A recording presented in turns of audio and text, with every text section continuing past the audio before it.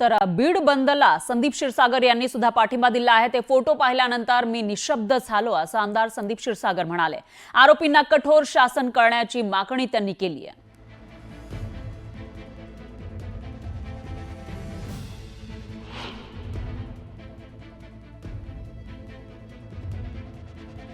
बीड बंदला संदीप क्षीरसागर यांनी पाठिंबा दिला आहे। बीड बंदची हाक देण्यात आलेली आहे कारण संतोष देशमुख यांची ज्या पद्धतीने हत्या करण्यात आली त्याचे आता पुरावे समोर येताना दिसतायत आणि त्याचे फोटो समोर आल्यानंतर संतप्त अशा भावना सगळीकडून व्यक्त असतानाच बीडमध्ये बंदची हाक दिलेली आहे। याला राष्ट्रवादी शरदचंद्र पवार पक्षाचे आमदार संदीप क्षीरसागर यांनी सुद्धा पाठिंबा दिलाय। तर ते फोटो बघून मी निशब्द झालो अशी भावना त्यांनी व्यक्त केली आहे। आणि आता आपण बघितलं तर या ठिकाणी पोलीस बंदोबस्त वाढवल्याचंही दिसतंय।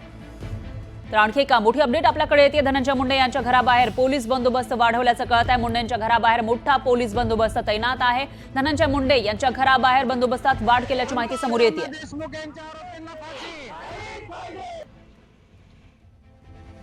धनंजय मुंडे यांच्या घराबाहेर आता पोलीस बंदोबस्त वाढवलेला आहे कारण मुंडे आज एकीकडे राजीनामा देणार आहे तर दुसरीकडे त्यांचं कनेक्शन ज्याच्यासोबत होतं तो वाल्मिक कराड हा देशमुख यांच्या हत्येमध्ये प्रमुख आरोपी आहे आणि आता त्यांच्या हत्येनंतरचे जे फोटो समोर आले त्यामुळे संतप्त अशा भावना व्यक्त होत आहेत।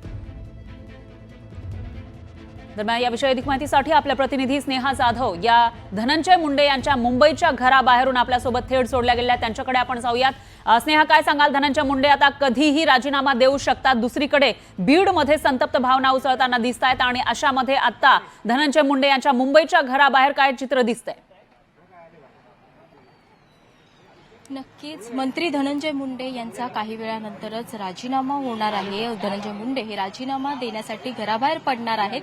आत्ताच काही वेळापूर्वी जर आपण पाहिलं तर मंत्री गुलाबराव पाटील हे देखील धनंजय मुंडे यांच्या निवासस्थानी पोहोचलेले आहेत। त्यांना विचारले असता की धनंजय मुंडे यांचा राजीनामा होणार आहे, तुम्ही त्या अनुषंगाने त्यांना भेटायला आले आहात का?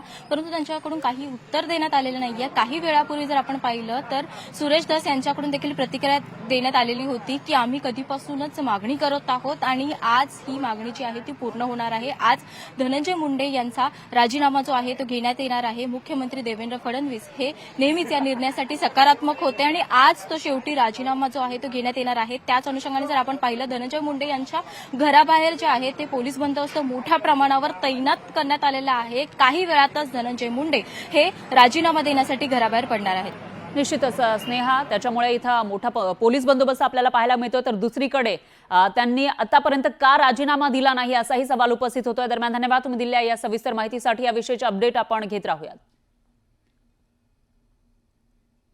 धनंजय मुंडे यांच्या घराबाहेर पोलीस बंदोबस्त वाढवलेला आहे कारण ते अगदी थोड्याच वेळामध्ये आपला राजीनामा देणार आहेत।